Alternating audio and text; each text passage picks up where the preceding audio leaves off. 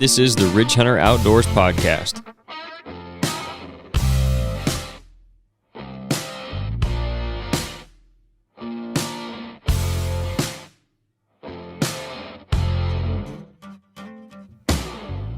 What's up, everybody? This is episode number 65. Got Nate back in here with me today. We're going to talk a little bit about Iowa coming up. I know I've been talking about that a little bit, but I want to go see what he's thinking on it and kind of expectations for this year and what we're looking forward to. And then we'll talk about some stuff that you've got going on as far as projects. We've mentioned them a little bit. We haven't really got too far into it. We're talking about some ideas you've got. Like we said before, we're constantly trying to improve on stuff. And every season, it seems like you come up with more stuff that you think could be better. And every time you change something, it changes the way they act too. So then you make adjustments off of that. So we got some ideas on some stuff for that. I got a few things coming up this week that I was going to have done already, but had some stuff happen. Then we'll talk, maybe get into a little bit about spring planning and general plans for that and some different ways I'm thinking I might try some stuff that I've done in the past a little bit, but not big scale, that I might try to scale up some this year on some, at least on some client properties, and then on some of my own too. So, and I got the cabin project too that we can talk about, because I've got so many different ideas on what to do with that, and whether or not it's going to get done remains to be seen again, but it probably just depends on how the rest of this month goes. So, Iowa is the 3rd through the 5th of March. So if you guys have never been up there and you've got the time to take a day or two, that Friday or Saturday, Sunday, really, if you go on Sunday, you can get some decent deals on stuff. If you wanted to go Saturday, Sunday, you could go see everything Saturday and then go up Sunday and catch everybody closing down trying to get rid of stuff so they don't have to pack at home. Yes. And maybe catch some deals on some stuff, because there's a lot of cool products up there from different companies. But it's a really good show, I thought, from last year being there and just from hearing guys talk about it in the past. So I would really recommend going up there and checking it out, whether you come see us or not. Go up there. I forget what the ticket price is, but it ain't bad at all. I think it's probably, I'm definitely going to say less than $30, but maybe quite a bit less than that too. I'm not sure. They're going to have some cool seminars up there. I was telling Nate before, Nick Munt's going to be there. I'll try to look up and see who else is going to be there, because there's a couple other big names, but I don't remember who was doing the seminars last time because we were pretty busy down on the main floor. This year we're going to be up by those and the antler display, so I don't know. We may catch some people going in and out, talk to them what they thought about them and all that. We're definitely going to try to do another podcast there. We are having some technical difficulties with our board right now, though, so we're going to use the one that we used in the past, so I don't know how the audio quality is going to really turn out. It should be okay still, I think. But I was talking about on the last one, I think being up there on the upper level, we still should have a decent chance to see quite a few people, because we're by the seminars and the displays. I think we'll catch some people going in and out of there, but I would recommend everybody that goes to it go check out the antler displays, because I thought that was one of the coolest things there. Yep. There's a lot of big deer there. A lot of them. And sheds, too. Yep. What was that one? It was like 270-something inches or 300-inch. Oh, man, I don't know. They had that all dead kinds head that was up there. It was like 278 or something. Yeah. They had all kinds of them. I mean, big ones. Yeah, and that's just, they've got their big buck contest, which they do every year, which people who, like attendees and stuff, can enter their buck into. And then they've got their Hall of Fame, which is just a bunch of big deer from all over, shoulder mounts. And then they've got, like I said, they've got the shed displays too, which was really cool. You can see all these massive sheds that guys have found. And there was some really cool full-body stuff up there too. Even out in the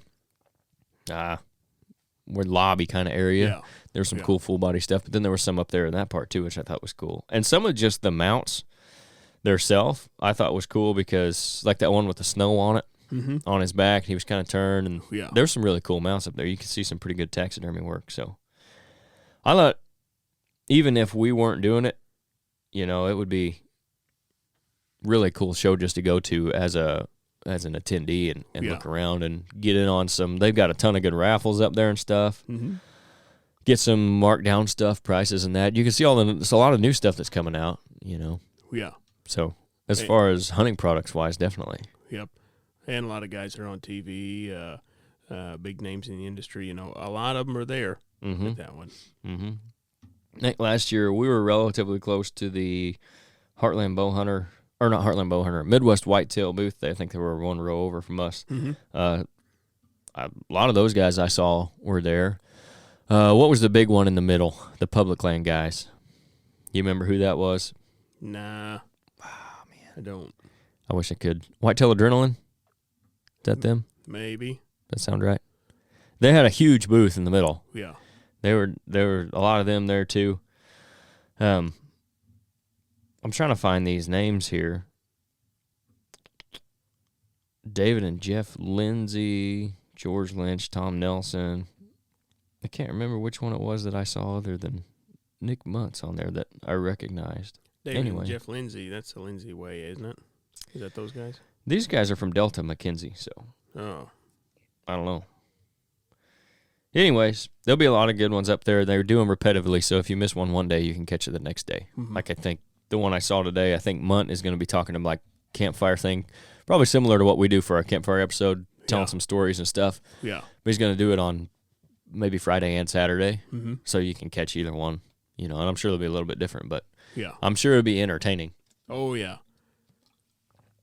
It's a good place to go and mingle with some other deer hunters too, and like you said, bigger name guys. You can go and talk to them and see what they've got going on. And most of them up there, if they're at the show, they're there to talk to people. Mm-hmm. If you got questions about stuff you're doing, there's a lot of people who, and I'm sure they'd say the same thing, that are more knowledgeable than the guys you see on TV that you don't even know. Oh yeah, for like sure. Like the guy that talked about the forester that was up there that we were talking about, that you were asking about your ash trees and all that. And that guy'd be a wealth of knowledge to talk to if you had forestry questions. Yeah. Or what to do in your timber. Yeah. There's a lot of guys like that up there too with different organizations and stuff. So definitely a show worth going to, and we'll be there again this year. I'm looking forward to it. Mm-hmm. I'm pretty excited about being back up there. Yep, me too. Even where we're going to be at, I think it'll be a different experience than it was last year because of the booth location, but I think it'll be cool still. Yeah. And it'll be a little more off by ourselves. I don't know how many booths they're going to put up there, but I know I talked to John up there that works for them, and they're full up. So there's going to be a lot of vendors up there to look at and check out, and we'll try to mingle around and talk to some guys too, I'm sure. So, and hopefully not get blown away by a tornado. Yeah, last year that was the deal. We had a little bit of a.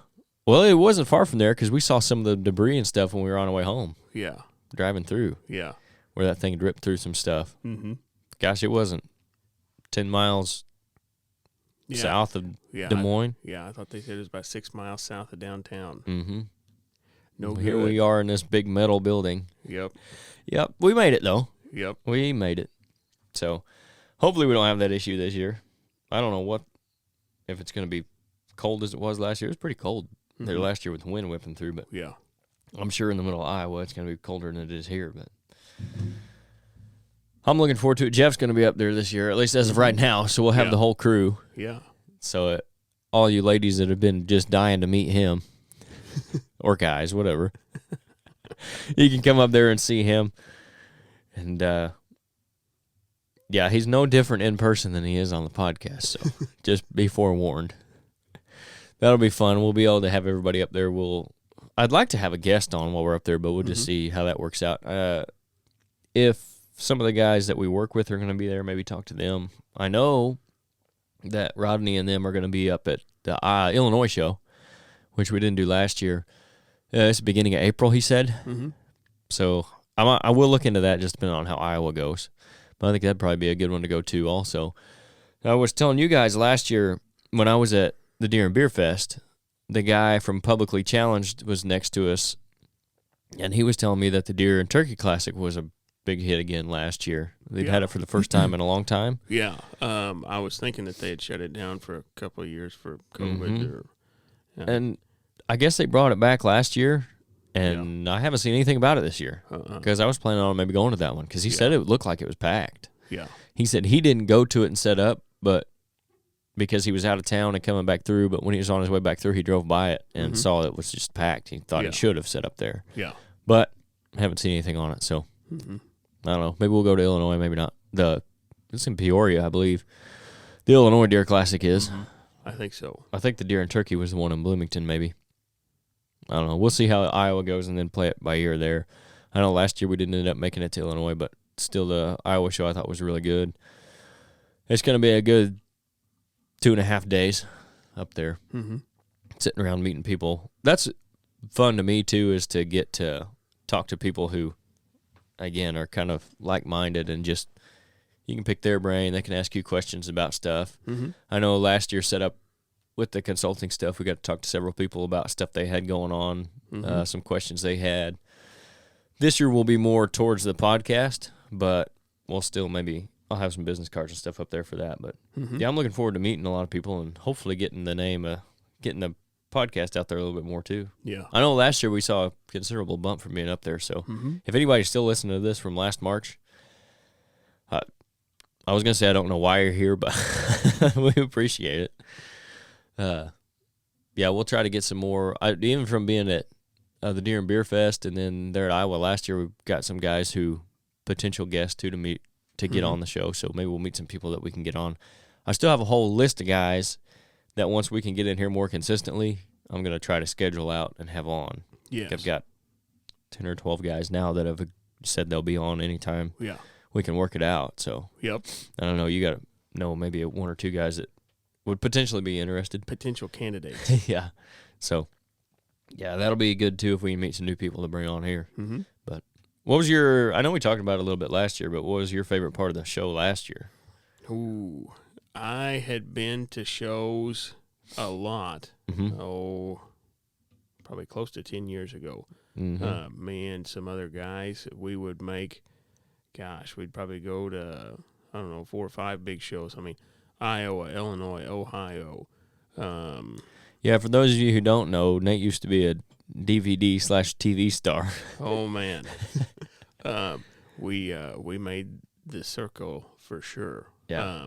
We had a trailer, and like whoever was going, you just go and you pick up the trailer, and then those 3 or 4 guys, they'd set up the booth, bring the trailer back, and then the next weekend, you were going somewhere else. Yep. And a lot of the time, you'd see the same guys at every show. Yeah, they're doing the same thing. Correct. Yep. Is a traveling road show. Each state would have its own, local population that have booths, but a lot of these guys, you'd see them at every show, and you'd talk to them. You'd see them at restaurants afterwards. So that was really fun. Back then, of course, that was like back in my college days. I didn't have very many responsibilities, So as long as I wasn't missing too much class, like I'd just take off and I'd go. I didn't have anything else to do. So that was a lot of fun. Hadn't been to any shows like that for a long time till last year, so it was just nice being back. Because I remember I always had a blast. Yeah. So it was fun being back and seeing all that. And they did have a great antler display up there. That was a lot of fun. That was really impressive. Yep. It was fun. Seeing the people come through, they want to see everything. Seeing the kids. It's like Christmas morning for them. It is. For like 4 or 5 hours as they walk through there. Yep. And then they got their arms so loaded down with stuff that they've picked up, and they can't hardly go. Yep. But yeah, it's a lot of fun. And there's a lot of good people there. Yep. There's a whole lot of people like us that you run into there. There's a steady stream of people there too. I've been to some shows where we're just dead. Like nobody. Yeah. Like the doors open and 10 people rush through, and then that was it for like the weekend. Yeah, that's like, no good. No, it was not. But Iowa, there was guys there. There were people through there every day, and then even at Deer and Beer Fest, it was really good. For a day and a half of it was really good, and I know they're going to do some improvements. Got an email from Cole up there. They've got a lot of things they're going to work to make better. Which I think he's doing a good job of trying to improve that show every year. They're going to do some more stuff, change some stuff around, eliminate some stuff, add some new stuff. So I think it'll be good this year, too. I'm planning on going to that one in August again. That one, you were talking about the kids. Me and Rod were set up in the booth, and there's a mom and a dad, and they've got 2 or 3 little ones. One of them small enough to be in a stroller, and they were pushing it around. And, of course, they got the cup holders on the stroller, and another one was probably 4, 5, 6, somewhere in there. And the little boy, And Mom and Dad stopped and we're looking in this booth. Well, Dad just put his beer in that cup holder on the back of that stroller there, and here come the little 5 or 6 year old, and he'd all but got that thing in his hands and was about to knock it back. Then someone turned around and saw him and got it from him. Me and Rod were just going to enjoy the show and see the look on that kid's face when he realized that wasn't juice. He was all about it though. But yeah, they had a big time. That's fun to see too, is people getting out there and getting the youth involved. Yeah, that's a big thing to me. A lot of, like, even people our age, my age and your age and in between, and a little bit younger than me, I don't think there's as much interest in outdoors as there was at one time. Way more in electronics. Exactly. And it's just getting worse and worse all the time. Yeah. I mean, you look at people who, now kids that are 7, 10 years old, whatever, all the way up to 15, high school, they're not. I mean, they're in our community is probably more than a lot of other places. Mm-hmm.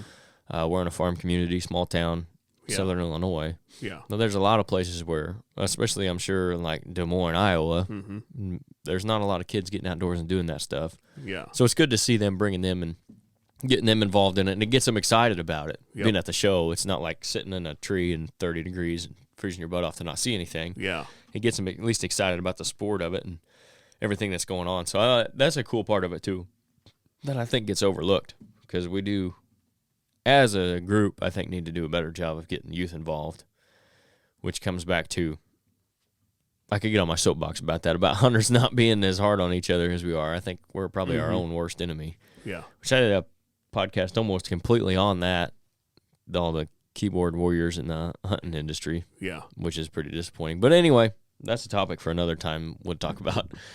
So yeah, we're looking forward to being up there and doing that again. I would like to do more shows like what you're talking about, have a trailer. At some point, if the podcast grows enough, I would like to do that, because that's a good way to meet people and get the name out there. And you see some of the bigger guys that are at all those shows. Oh, yeah. You know, like the working class bow hunter guys. They've been at every show I've been to except one. Yeah. That was a really bad one. Yeah.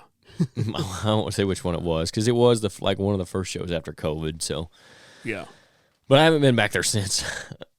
But yeah, you see all those guys out going and doing that. I think it's a really good way to grow the podcast and have people interact with people who listen and all that stuff. And it's a lot of fun too. So if at some point I could make it to where we could get to more shows without having to worry about other work commitments, then I would like to do that. But that'll remain to be seen in the future. So that's Iowa. Again, it's the 3rd through 5th of March. We'll talk about it more, but until we get there, I'm sure we'll talk about it all the way up to that. Hopefully we'll get Jeff and Dad back in here at some point to talk about it too, because I know they're looking forward to it as well. Jeff wasn't able to make it last year, so he's really looking forward to it this year. I think mostly he's looking forward to a free stay in a hotel and dinner and all that. Yeah. There's nothing wrong with it. Nope. So we'll talk about it, I'm sure, plenty between now and then.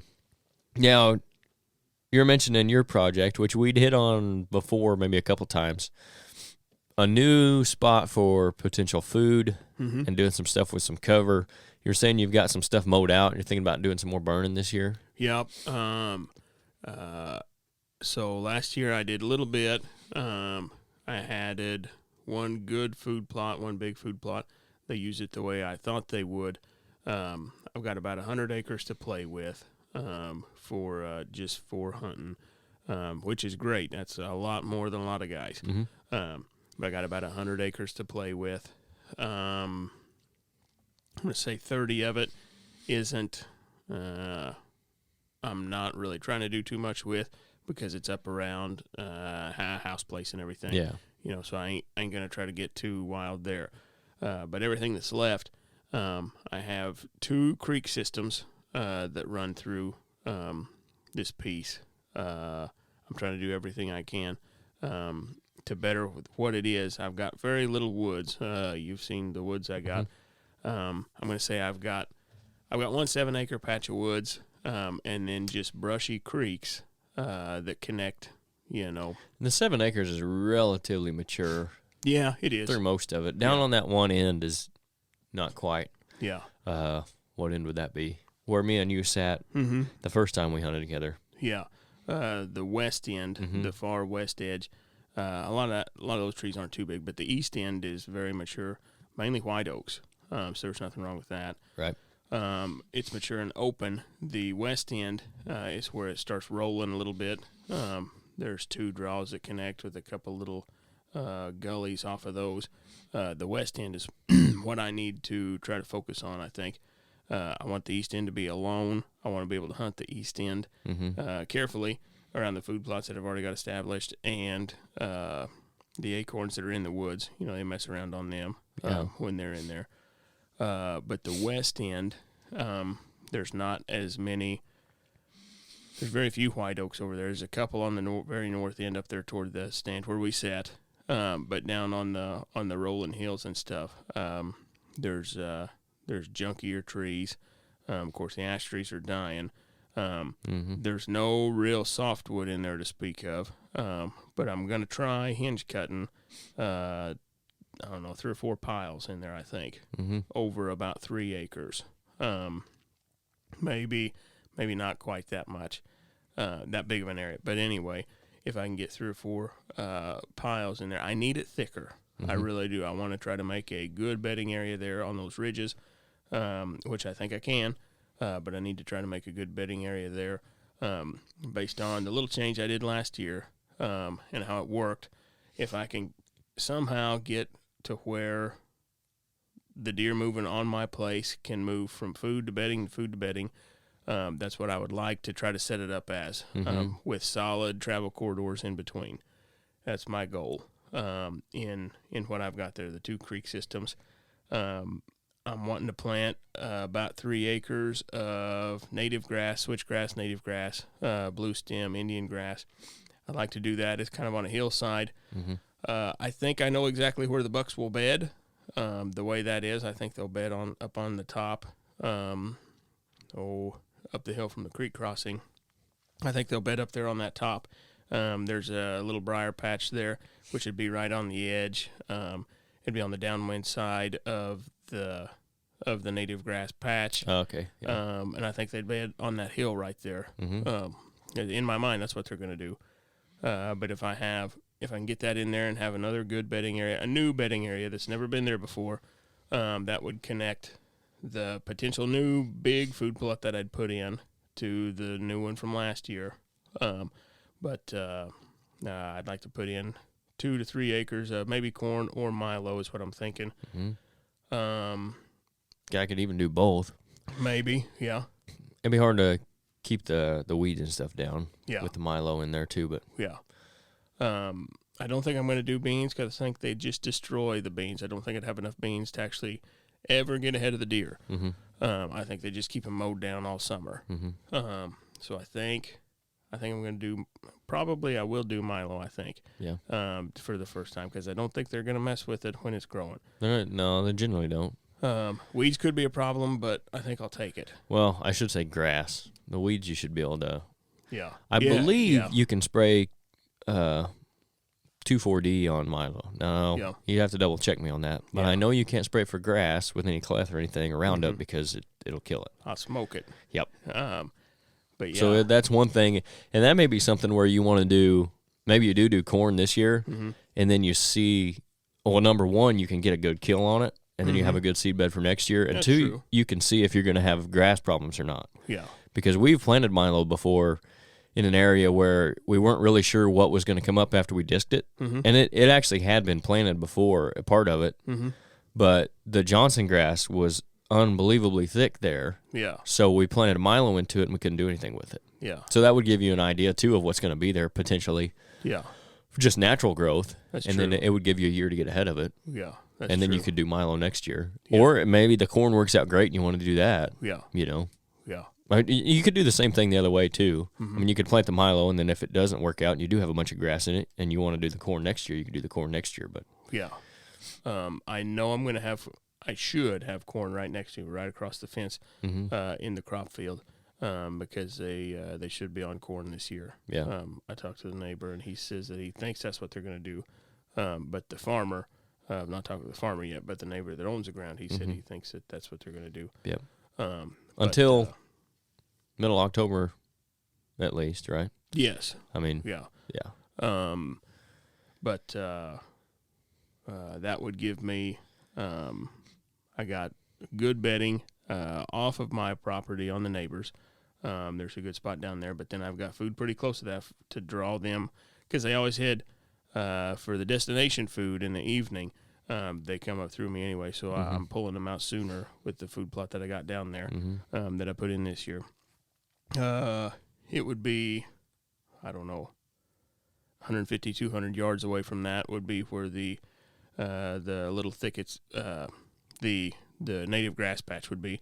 I don't know how big that'd be this year. I don't think it'd be super impressive this year, but I got to get it started at some point. Yeah, it's depending on how you take care of it and stuff, you might get a little bit out of it, but it generally takes a couple of years, 3 years to get that stuff up to where you're going to want it to be. Yeah. But if you never start it, you never get there. True. You got to start at some point. Yep. I know it's better than like it used to be a hay patch. It used to be a hay patch, and it's not. I don't think they've baled it for 2 years now. And it's there's not much there for them. But it does have the brushy creek there next to it. I don't think they use it too much because the brushy part of the creek is a west-facing slope. They're not really wanting to sit there and eat wind, too bad. But if I can plate that on the other hillside, that'll be an east-facing slope, and then around to somewhat of a south-facing slope, southeast anyway. So I think they would use that well. Then I would have a food plot that just jams right up to that. I mean, all that would separate it is a little bit of a fence line. Yep. And then which creates a pretty good edge too. Yes. I think they'd mess around on that fence line quite a bit. It should be loaded with scrapes and stuff. When it gets to be that time. The food plot would connect to the east end of the little patch of timber, which is white oaks and everything. It's somewhat of a triangle patch of woods. The east end is comes down to a point. So that should be a heck of a travel corridor between that and the what I'm going to make thick on the west end of that woods. And then that drops off in the other creek bottom. And that would turn them back. It would make a horseshoe headed back to when I talked about being the first good bedding area off of me on the neighbors. That would lead them back 3/8 of a mile away, but back toward that big woods down there. So anyway, that would somewhat connect the creeks. In my mind, that would somewhat connect the creeks, give them a solid travel corridor across, connecting the creeks there through the east end of that little woods. That should be it's already a decent travel corridor. They move through there. But if I got that food and then the new bedding right there off of that, I really think they'll use it good. That's what I was just about to say. I think if you can get all that in and it works out, I think the east end of that woods with your oaks in there between the food and the bedding could be really good. Because the south plot's not far from there. Yeah. It'd be 120, 150 yards from the new food so you're plot. Potentially catching them moving between food plot to bedding to food. I mean, there's coming and eating the acorns in there before they're going out to the food plot, before they're going out to the destination field. I could just see that being a really hot place for deer movement all afternoon. I think the east end of the Northwoods would be a really good hub. Even in the mornings too, at the right time of year, catching them coming back later.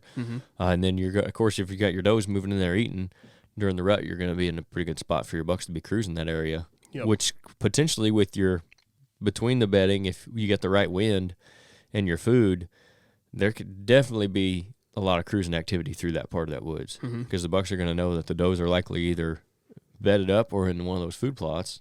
Or even in there eating on acorns, and it's going to be a pretty hot spot for them to cut trails, I would think. To come in there and cruise for does. I think I'm going to try it. I really do. It'll take a decent amount of time and work and money. But I think it could be good. I really do. The grass, once I get it established, it takes care of itself. For the most part. Fire every 3 years, I think. You probably want to at least mow it the first couple years, and then after that, you generally mow it the first 2 or 3 years, mm-hmm. and then after that, or you can burn it too. But mowing does just as good at that point.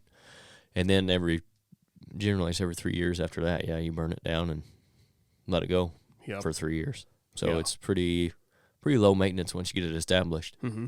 And you can spray in that stuff too. Obviously, you can spray your 2,4-D or whatever for weeds and give your grass a little bit better chance to grow. Yeah. So I had heard that it's important, very important, to make sure that you have no competition of anything when you plant it, which I'd need to, do all I can to get that dirt turned over, let whatever's going to grow, and then kill it out. Yep. But that's my plan so far. I think I'm going to do a lot of hinge cutting. I've got a lot of black oaks in there on the west end of that north woods. I don't think they're going to hinge good. Right. But I got to do something. I got to open that canopy somehow. Mm-hmm. And those are the biggest trees. And they're like, I don't know, they're probably 20-inch trees, 20 inches through. Yeah. Maybe a few bigger than that, but most of them are about that size and a little smaller. Yeah. Of course, all the trees on the east end, they're bigger. I mean, big mature trees. Right. Yeah. But the west end on those little slopes and stuff over there, that's mainly what I'm looking at, and I got to get that open, the canopy open. That way I can try to get something growing down low. Get some browse and some cover for them. Yep. That way they'll want to stay in there. Yeah. Yeah, and that'll give you, even hunting back on your east end too, that'll give you, on the right winds, 2 different places that you can hunt the deer that are bedding in that area. Oh yeah, for sure. Because I've got 3 stands there in the north woods. Right on the very edge because it's so small. Mm-hmm. But where I would put the hinge cut is on the ridges and everything. I don't think they just want to bed up there on the flat top. Right. I'd rather give them a little bit of terrain to use, to bed over in there. And then I think I'd be about 80 yards away with that south stand. Mm-hmm. I think I'd be about 80 yards away from the edge of what would start being thick. So if I'm sneaky, that might be just enough. Which is, you see a lot of guys that do the public ground hunting or whatever, or just trying to slip in on a bedding area. Mm-hmm. Really, about 75 yards is probably as close as you want to get. You can get, if you have the right wind, if it's like 10, 15 mile an hour sustained and it's out of the right direction, you can slip up there pretty darn close. Yeah. So where you're at, 80 yards, I think is probably a pretty good place to be. I'm probably, looking at my physique, I'm probably more of a 125-yard kind of guy. Well, if you got the right wind, you can you can shorten that distance. But, yep, that's as tight as I want to be to them with that south stand. They shouldn't see me at all on that north stand. I'll be far enough away on the north plot. And then over there on the west side where we hunted, that's down over the ridge. They should never be able to see me. Specifically, I'm hanging low in that tree. I'm only about 15 feet high. So I can't get any higher than that because I am pretty close to them there. Right. I mean, we're talking like 60 yards there, but it's over, I'm down low and they're up over the hill on the other side, so I've never had problems there. I had problems there when I was about 20 feet high. Yeah. Because I'd crawl in and then they'd all see me and they'd run. You're right. Right. I mean, that happened every time. Go figure, right? They can see you, they're going to bail out. They're laying 60 yards away and they're like, there he is. Yep. But yeah. So when I hinge cut in there before, it really worked for like 2 years. But then I didn't do near enough. Yeah. We only probably cut, 10, 12 trees. It shaded back in so fast, So anyway, this time I really got to open that canopy in at least a couple of good spots to really try to let some light in there. Mm-hmm. I think that's what I messed up the first time. There are a couple of trees that are still living. They've, grown good branches, up on the horizontal portion of the trunk, just like you want them to. Right. A couple of trees are still making it, but most of them, no, they're not. Yeah. Which they're going to have sunlight too, like what you're talking about. Yeah. So even if you hinge them perfectly and you still have the trunk connected to the roots well, and they're still getting all that stuff, nutrients and whatever, and water, they're still going to have the sunlight. Correct. So you can do everything perfect. If your canopy grows back over, you just might as well just cut it down. Yeah. I think that's got to be what my problem was the first time. I just didn't do enough. it shaded itself back in. The good that I did do, because for a couple of years it was pretty thick in that one spot. Yep. You know, I'm going to say close to an acre of a thick spot right in the middle there. Mm-hmm. And they use it. I mean, does were in there like crazy. Oh, yeah. You know. Yeah. I mean, when I would crawl in that stand, though it was too high, you know, seriously, 10, 15 of them, they take off out of there. It's like the Kentucky Derby starting. You know, there they go. Yep. But, yeah, I'd like to think I'm smarter now than I was, you know, back then when we did all that. Hopefully. Did you burn that woods last year? Yes, we did. I was thinking so. So it really opened up the east end because there was some thick spots on the east end where, like, fawns had tried to lay over there and stuff, you know, once the mothers had ran them away, once the does had ran them away, you know. Mm-hmm. Them things that just lay over there in a little bit of thick spots, you know. Yeah. That's the only place that deer didn't really lay. And these fawns are like, hey, I guess we could stay here for a while, you know. So, like, I'd kick them around over there when I was trying to get in and out. Burning that cleared that up. But the burn did pretty good for me. Yeah. I probably would have tried to keep the fire off of them ridges because it did burn on them ridges where I'm going to hinge cut. And, of course, it did open it up in there. Yeah. But it wasn't thick to start with, you know. But... burn off a lot of your leaf litter and stuff too, did. though. Yeah, I mean, down to the ground. It was so great. You're going to see a benefit from that just from when you open that canopy up, sunlight actually reaching the dirt. Yes, which there was in summer in there. There was all kinds of stuff growing. And moisture. You're going to have more moisture in the ground too.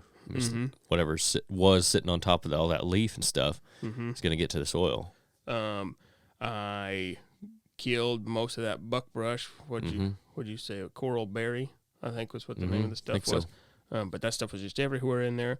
It killed pretty much all of that, which I was wanting to, especially on the east end.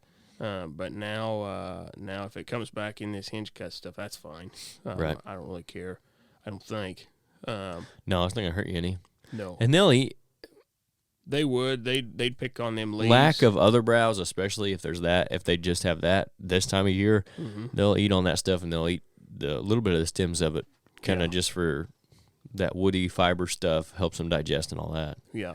Which they're eating a lot right now because there's not much green left. Yeah. But they don't seek it out. I mean, it's not like something that you want to have for them. Yeah. It's just like if you have a little bit of it, it ain't that big a deal. Yeah. You know.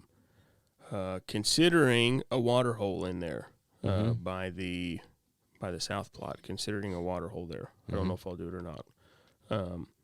I know a couple guys that's got some little mini excavators. I think it'd probably take, I don't know, about half a day to drag one back there, driving it from the road. But anyway, it could be worth it. Yep. I listened to some guys. There's a company that makes liners.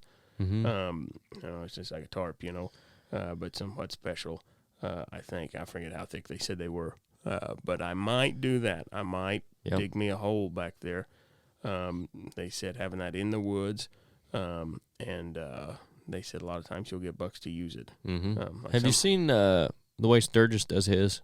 I don't guess. So he'll do like it's like one of those cattle. That's not a trough, but a like tub. Those tubs. Yeah. 50. I don't know if they're 50 gallon or not. Maybe not even that big. 35 or something. Yeah. He just digs a hole big enough to put those in, and then puts a log in it so that coons and whatever don't get down there and die and not be able to get out. There's an idea. Yeah, so stick that in there for them to climb up in and out of it, and then it'll be enough for them to come in and use it regularly. And when you need to fill it up, if you have a way to do it, like your side by side, if you could put some kind of tank in the back of it, drive it back there, fill it up, and then leave, and then you don't have quite a big a hole, and they still use it a lot. Yeah. And I think especially if you put it between, like if you think about putting it between your plots, because a lot of times guys will put like a watering hole right in their food plot. Well, water isn't it's just kind of an attractant just like a food plot is. Yeah. So instead of wasting two places that they might come to in one spot, you can space them out a little bit, and it gives them that much more reason to use whatever travel route you want them to use. Yep. If that makes sense. Yes.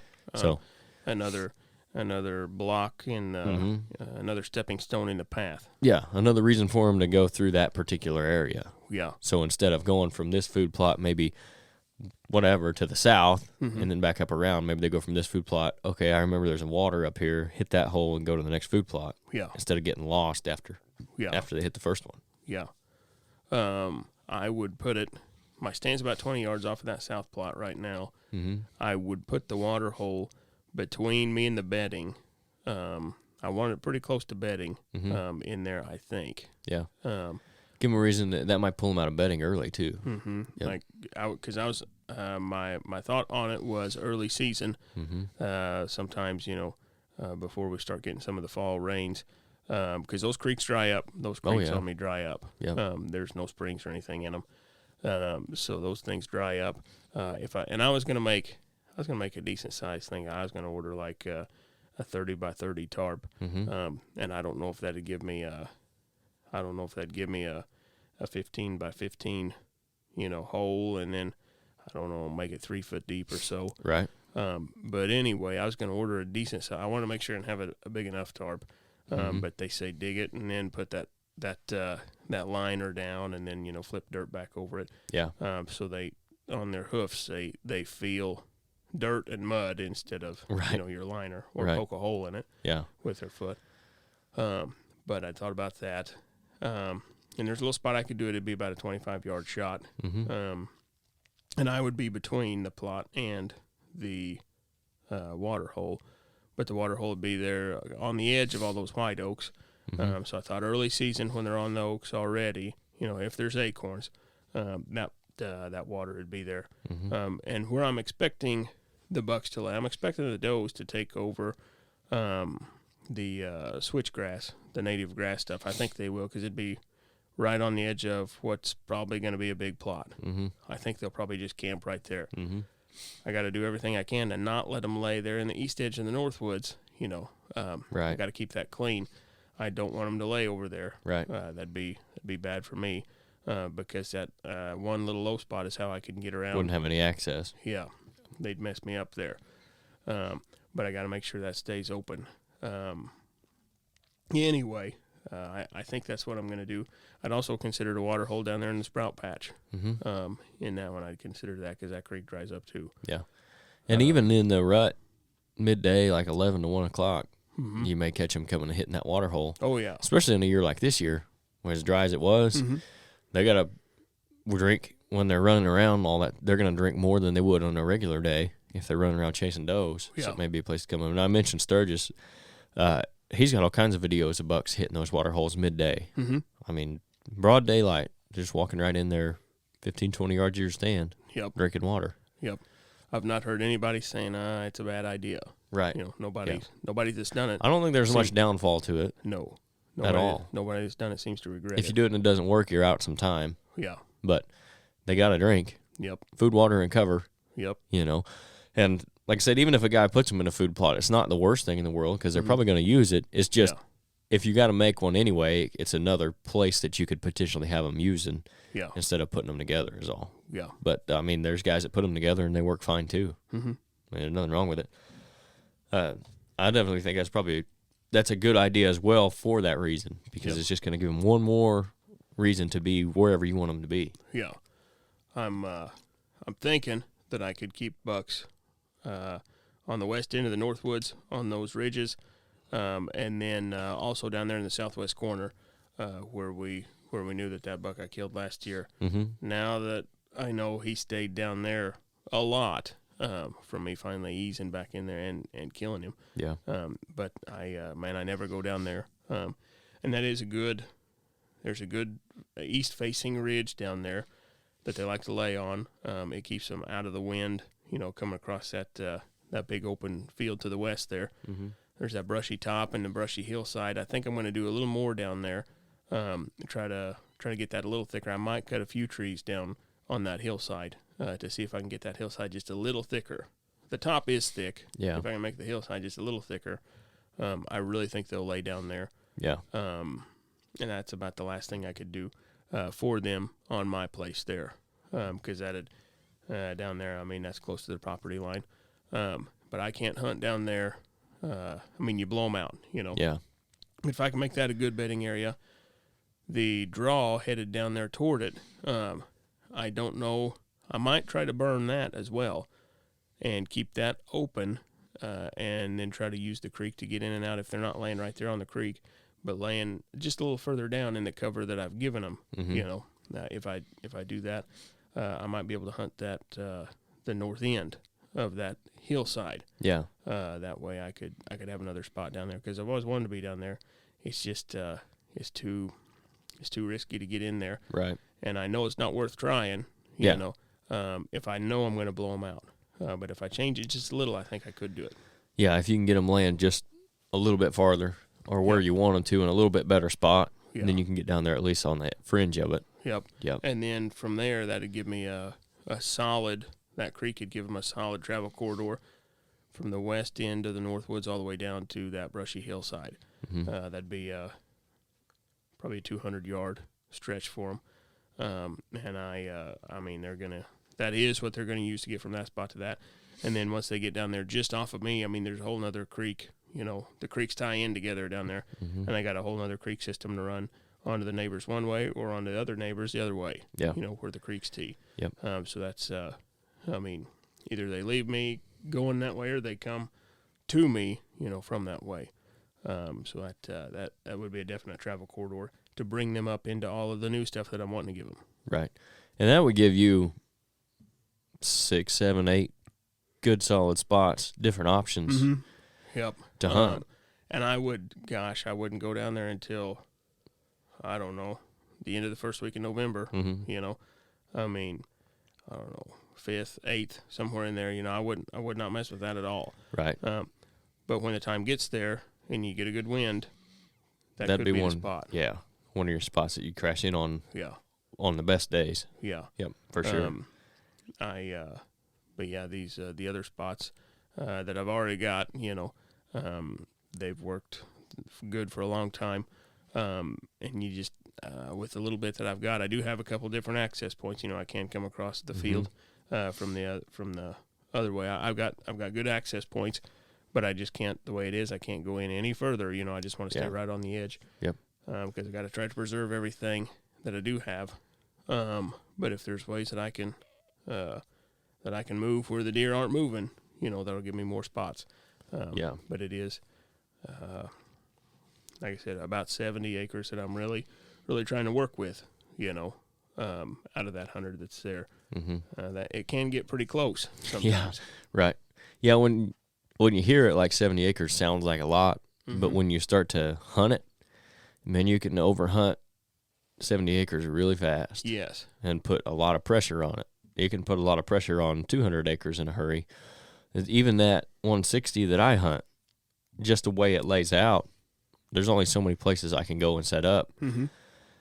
You could overhunt that really quick. Yep. By putting too much pressure on them and being a little too aggressive too early at the wrong times and blow deer out. So when you're talking about 70, 80 acres and less than that. And not very much of it is good cover. Right, exactly. Yeah. It can be really easy if you're not smart about it to push the deer off. And that's why I said, like, you've got 6 to 8 good places you can sit. If you spread them out and hunt them on different winds and you're not continuously getting blown out and deer busting you on the way in, on the way out when you're in the stand, you can make that 80 acres hunt a lot bigger. You know, you can sit one stand a couple of days and you can go to the complete other end and sit another stand. You still got to be cognizant of your wind and all that. But what it comes down to is every time you go in there, you're leaving something, some kind of ground scent and all that. So you're leaving them, you're giving them a chance to smell you, even if they don't bust you when you're in the stand. Now, obviously, if they're busting you while you're in the stand or you see them on the way in and out, you're hurting yourself. Yeah. If you go in there and you get in clean and you get out clean and they didn't see you or smell you, hear you while you were there, you probably didn't hurt too much. But even that, you still gave them a chance because on your way in and on and out, you've left something. Yeah. So, and then that's not to mention deer that might have smelled you and just you didn't know about. Yeah. You know, if there's always potential for especially mature deer to get downwind of you and smell you. A lot of times they're not going to make any noise. They're just going to go the other way. Yes. So that's stuff you got to think about when you're hunting, like most of us are, on 40, 50, 80 acres, whatever it is, 100 acres. Even if you're hunting 400 acres, you know, even if you have a bunch of timber on 400 acres and cover, you still have to be smart about where you're going and not do it too much. Yeah. And then that gets magnified, like on that 10 acres there at the cabin. Like, I feel like if there's just absolutely no deer moving, like for a couple of days, I don't care to go there a third day in a row. But it is rare that I hunt that thing even 2 days in a row, let alone 3. Yeah. Just because, and then I'll give it a week off. Because if they're in there at all, they're within earshot, you know, and definitely within smelling me. Yeah. At most places. So I'm always real careful about that. Like I said, when you're hunting less than, if you're down to 40 acres and less, then everything just gets magnified about how often you can be in there and how much more careful you have to be. Yeah. So I do think it's good, though, that you've got that many spots that it makes it hunt that much bigger. And I think what you're talking about doing is going to help make it hunt bigger, too. Mm-hmm. There's a lot of ways you can make a property seem bigger than it is. Like, there's some 40-acre properties that will hunt bigger than a 100-acre property. Mm-hmm. If it's 100 acres, mostly it's just set aside. You don't have that much for them. No. If you've got 40 acres, it's got some timber on it, and it's got a little bit of CRP on it, and it's got some cover on it, and you can put some food on it, then you're talking. Yeah. You know, give me that 40 acres every day. Yeah. But every property's different. Yeah. So, if mine all plays out the way I want it, I'd have, the way that I want them to use it, I would have over 3/4 of a mile of travel corridor, to make that big U shape, like I'm talking about. Mm-hmm. So if I can, and there'd be food and bedding scattered all along that. Yep. So I would want to hunt the spots on the edges of that. Of course, I've already got spots on the food. Mm-hmm. I would not really try to hunt the bedding. I'd try to hunt the edge of it. Like I said, the 80 yards or so. Yeah. And then if they do use, like from the sprout patch to the new grass patch, if they use that good, there is one spot where there's a steep gully that runs down there to the creek. If there's a spot, where I can slip in and out there, I would be on the east side of the creek. I expect them to be walking the west side of the creek. Mm-hmm. If I can get down there, that could be another spot that I've never, ever tried. Yeah. Just simply hunting that travel corridor, and that'd be a rut stand. Yeah. Yep. But it might not work out at all. I don't know. Yeah, that's one of those things you're going to have to find out. And that's what what we talked about earlier. If every time you do something, it's going to change the way they act, and hopefully the way you want them to. Yeah. But inevitably, something's going to be different than you expected. Oh, yeah. It's never going to go exactly the way you wanted it to. So that's adjustments you got to make throughout the season and then over for the next season, which is why it's so hard, especially if you go on a new property and you set things up to say, okay, this is going to be where you want to put your stand and the best stand. In the past, we've tried to recommend areas where guys could sit in potential trees, but we always tell them this might change. Yeah. Like, you might get up here and sit, and the deer are 50 yards farther than we thought they were going to be. Mm-hmm. Don't feel like you can't make that adjustment. Yeah. Because this is where we said you got to set the stand. Mm-hmm. This is just a general idea. Things are going to change. This is how we're assuming they're going to change, but the best assumption may be wrong. So you could still adjust to that, and a lot of times you have to adjust to that. Mm-hmm. And where you're at, too, I was going to say, it's big enough and it is spread out enough that if you're hunting certain stands, you could be hunting 2 different groups of deer. I mean, you're going to see some of the same deer, but let's say if you're on the right edge of another one's home range, you're potentially going to have different deer to hunt on either side. Yeah. And unless you've got, so let's just take the 10 acres there at the cabin, unless it's just perfectly on the edge of 2 different travel corridors for deer, which I don't necessarily think it is, then I'm hunting pretty much the same deer. If I blow them out, and that's pretty much the same deer that would have been there the next time. That's something where if you have enough property or it's laid out right, if you're hunting, let's say, the north side of it, you might see different deer that you would never see on the south side of it. Mm-hmm. Because while they might travel an average of 2 miles, if you're already 1.5 miles into their range, and you've got 3/4 of a mile between the 2 different spots, they may not ever make it down to that other one. Yeah. So you're also going to have the ability to hunt different deer from time to time. I've had, several different bucks I'd see on the west side, hardly ever see them on the east side, and vice versa. Yep. Like I talked about, a couple podcasts ago when we was talking about how tough deer are. Mm-hmm. There was one buck, the neighbors, they did shoot him in the guts in gun season. He would hit one camera on my very northwest corner once every 3 or 4 days. Mm-hmm. Like that's the only camera he ever hit. He never went to the other plots. He never went any other places that I'm aware of. Except for the first time I saw him, he had to be staying in the corn that was shelled north of me because when they started shelling that corn, he hit one camera and he camped on my food plot that night for a while. He had to be staying up there somewhere when they started shelling that corn. Then he disappeared and he only ever hit the one camera. Like, that was the only spot I thought I could ever, do anything with him. Yeah. To where, if potentially, the creek systems, I feel like I'll have the west side and then the east side. It could be two different groups there. I really think it could be. And another thing is, too, like where you're at, where the terrain is, the way it is, if you have more cover in closer area, like if there's more cover throughout an area, it's going to be less likely that they're moving as far if they've got the cover and food. Like up there on the North Farm where I'm hunting that 160, it is open country. Yeah. Deer will go 2 miles up there, no problem. Like in a split second. I mean, they're just, if you spook them, they're going to run a long ways before they find more cover that they want to stop at. Correct. I mean, I see the same deer up there on the west side, as far west as I can see, as I will see sitting in the middle or on the east side as far east as I can see. I'll see the same deer. Yeah. And that's just because the lack of cover that's up in that area. Yep. So if they're moving from cover to cover, especially during the rut, looking for does, they're going to travel a long ways versus if you have a lot more cover in that area, they don't have to go near as far. Yeah. So they're not spending as much time moving in open area, so their distance is going to be shortened up, which is another thing that goes into that. But that's pretty much what I wanted to talk about this week. I'll save the cabin project and then the planting stuff for another week because we're already almost at an hour. So that'll be good enough for this week. Guys, don't forget our sponsors for the podcast. If you want to support us and support yourself, your deer more specifically, you guys can check out our partners at RHO. They provide the best nutrition for the whitetail deer on your property, starting with the soil.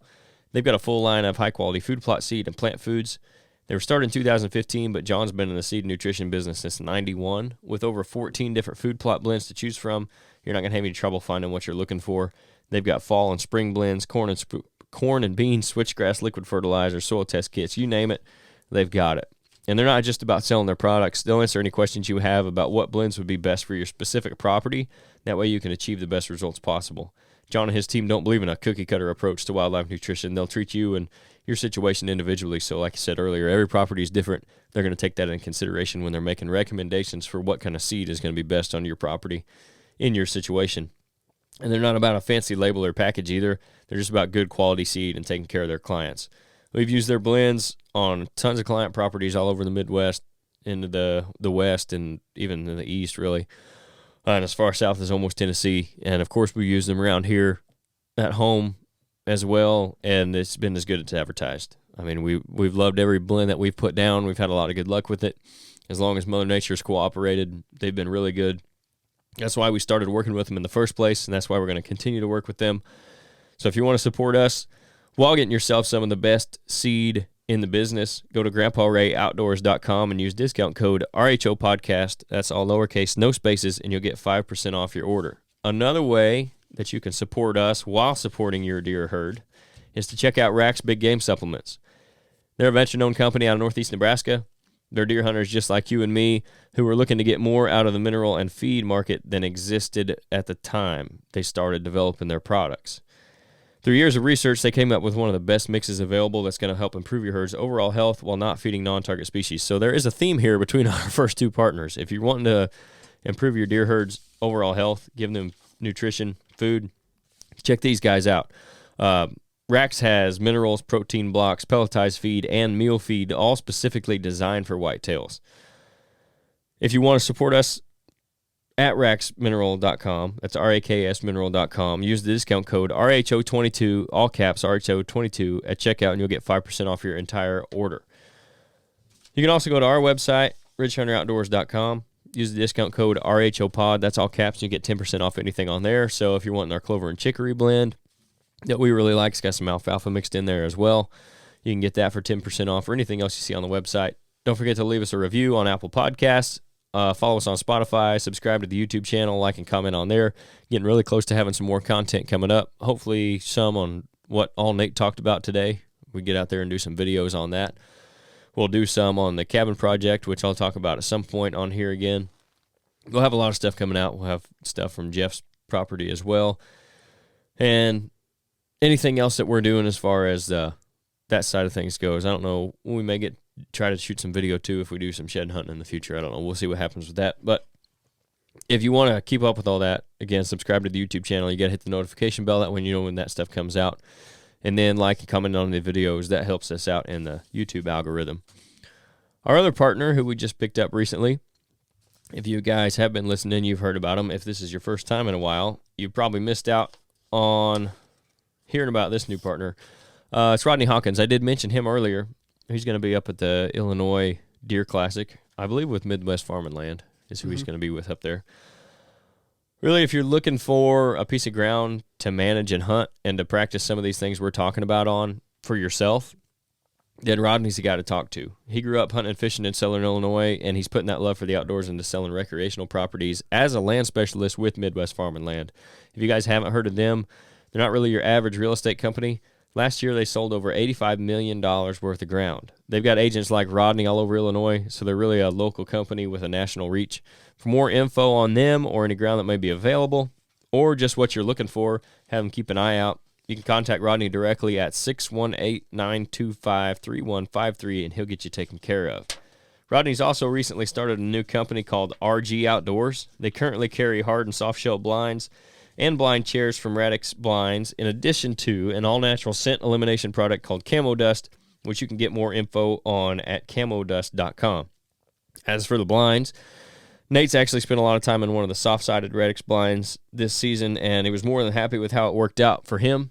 If you're interested in anything they have to offer, you can send them a message through their Facebook page, RG Outdoors. Email them at rgoutdoors@yahoo.com. Or again, just call Rodney directly at 618-925-3153. That's going to do it for us for this week, guys.